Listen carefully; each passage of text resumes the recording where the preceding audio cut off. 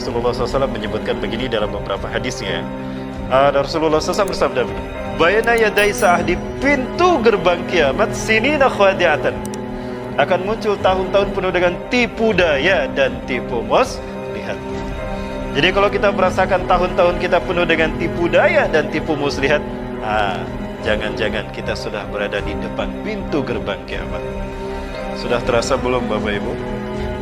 Ada 3 hal yang menjadi indikatornya, ciri kalau kita berada di pintu gerbang kiamat dan tahun-tahun kita penuh dengan tipu daya. 3 cirinya kata Rasulullah. Yang pertama,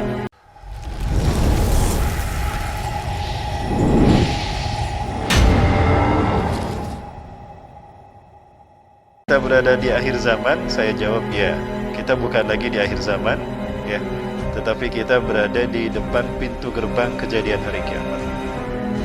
Apa yang membuat saya yakin kalau kita berada di pintu gerbang kiamat? Rasulullah SAW menyebutkan begini dalam beberapa hadisnya. Rasulullah SAW bersabda, "Bayna yaday sa'ah, di pintu gerbang kiamat, sinina khadi'atan, akan muncul tahun-tahun penuh dengan tipu daya dan tipu muslihat." Jadi kalau kita merasakan tahun-tahun kita penuh dengan tipu daya dan tipu muslihat, jangan-jangan kita sudah berada di depan pintu gerbang kiamat. Sudah terasa belum Bapak Ibu? Ada 3 hal yang menjadi indikatornya, ciri kalau kita berada di pintu gerbang kiamat dan tahun-tahun kita penuh dengan tipu daya. 3 cirinya kata Rasulullah. Yang pertama, yukadzabu fiha shadiq, orang-orang yang berkata jujur didustakan, orang-orang yang berkata benar dibohongi. Ya, sejujur apapun orang pada saat itu berkata benar, dia tetap didustakan. Karena sistem kehidupan tidak mendukung keberadaan mereka. Diputar balik. Maka ketika yang jujur didustakan, yang benar dibohongi. Yang kedua, wa yusaddaqu fihal kadzib, para pendusta dibenarkan. Padahal mereka berkata bohong, dusta dibenarkan. Yang benar, yang jujur dibohongi. Ya, Bapak Ibu kalau buka akun sosial media saya di YouTube, Bapak Ibu klik Rahmat Likut, ketik Rahmat Baikuni, maka yang keluar berita saya penyebar hoaks dan berita bohong. Betul? Itu dia. Ketika yang benar didustakan, dibohongi, yang berkata jujur didustakan, maka yang dusta pun dibenarkan. Dan ketika para pendusta dibenarkan, maka yang ketiga, wa yu'tamanu fihal kha'in, para pengkhianat satu kaum, pengkhianat satu negeri, naik berkuasa di negeri. Berat saya mengucapkan hal ini. Kenapa demikian? Ya, resikonya luar biasa. Walaupun saya cuma menyampaikan sebuah hadis dari 3 hal dulu. Orang yang berkata jujur didustakan, berkata benar dibohongi. Yang kedua, para pembohong dibenarkan. Yang ketiga, para pengkhianat diangkat menjadi penguasa. Mana yang belum terjadi dari 3 hal tadi di dunia? Masya Allah. Inna lillahi wa inna ilaihi raji'un. Itu baru saya baca satu hadis. Ini beratnya menjadi ustadz akhir zaman. Walaupun berkata benar, ya, dicurigai, ditangkap. Baik. Yang kedua, bayna yaday sa'ah, di pintu gerbang kiamat. Kalau tadi skalanya tahun, sekarang skalanya hari. La ayyamun, akan muncul hari demi hari. Ya. Yang kedua kata Rasulullah, di pintu gerbang kiamat la ayyamun, akan muncul hari demi hari, di mana hari-harinya juga terjadi 3 hal. Yang pertama, yurfa'u fiha al-ilmu, ilmu diangkat dari muka bumi. Bagaimana Allah mencabut ilmu dari muka bumi? Bukan manusia tidak tahu tentang ilmu, tahu, tapi ilmu kehilangan fungsi. Setahu saya yang bodoh ini, ilmu berfungsi membuat orang dari tidak tahu menjadi tahu. Betul? Ilmu berfungsi membuat orang dari tidak faham menjadi faham.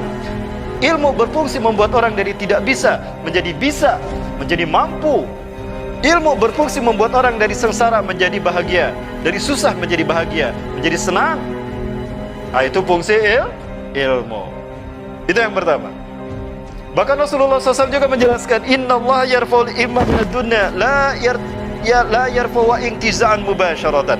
Allah tidak mencabut ilmu dari dunia begitu saja dengan cara demikian, tidak. Lakinna Allah yarfa'ul ilma minad dunya biqabdil ulama. Tetapi Allah mencabut ilmu dari muka bumi ini dengan diwafatkannya para ulama. Maka ketika ulama-ulama yang kita cintai, yang berjuang di jalan Allah ini wafat, maka ilmu mereka pun pergi. Betul? Ilmu mereka pun pergi mengikuti mereka. Betapapun mereka tidak meninggal dunia, tapi karakter mereka dibunuh, karakter mereka dihancurkan, diruksak dengan fitnah yang sangat keji. Padahal yang mereka lakukan kebaikan, yang mereka lakukan kemaslahan umat, tetap di mata mereka para penguasa adalah orang-orang yang buruk karena zaman dibalik. Ya. Maka dibunuh karakternya, padahal merekalah yang memperjuangkan Pancasila. Sudah terjadi belum? Subhanallah. Yang kedua, ketika ilmu diangkat dari muka bumi, maka manusia kehilangan pegangan hidup. Fayaksuru fiha al-jahlu, maka kejahilian turun di mana-mana. Orang tidak bisa lagi membedakan mana hak, mana batil, mana benar, mana salah. Tidak peduli halal haram, tidak peduli dosa dan pahala, surga neraka. Yang penting hawa nafsu, jahiliyah. Maka akibatnya apa? Intisyarul ma'asi, kemaksiatan di mana-mana terjadi. Bahkan kemaksiatan bukan hanya dilakukan orang yang tidak ngerti agama, bahkan notabene orang yang bergelar kiai dan ulama pun mereka melakukan kemaksiatan. Ya, maka bermuncullah ulama-ulama su', kata Rasulullah. Ulama-ulama yang menjual iman mereka, yang menjual akidah mereka, fatwa mereka dibuat sesuai dengan pesanan penguasa. Sudah terjadi belum? Yang ketiga, wa yaksuru fiha al-haraj, dan banyaknya al-haraj di mana-mana. Apa itu al-haraj? Fama huwa al-haraj ya Rasulullah?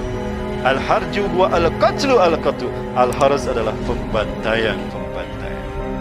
Orang dibantai di mana-mana. Ternyata selama ini kita tahu orang dibantai di Palestina, di Suriah, di Afghanistan, di Irak, di Rohingya, di Uighur. Innalillahi wa inna ilaihi raji'un. Bapak Ibu, nah itu indikator kata Rasulullah kita berada di pintu gerbang kiamat. Dari 3 hal terakhir tadi, mana yang belum terjadi? 3-tiganya sudah terjadi? Berarti kita sudah berada di pintu gerbang kiamat. Jadi bagaimana Bapak Ibu? Sudah siap menghadapi hari kiamat? Udah di pintu gerbang kiamat kok masih juga belum?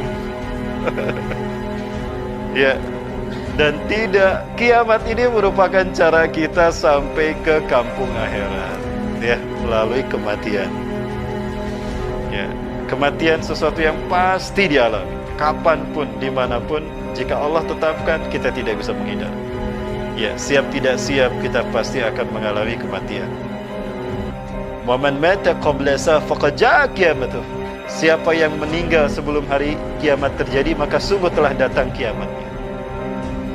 Ya, itu Bapak Ibu. Jadi gimana? Kita siap tidak siap, kita pasti mati. Cuma kita tidak tahu kapan kematian terjadi.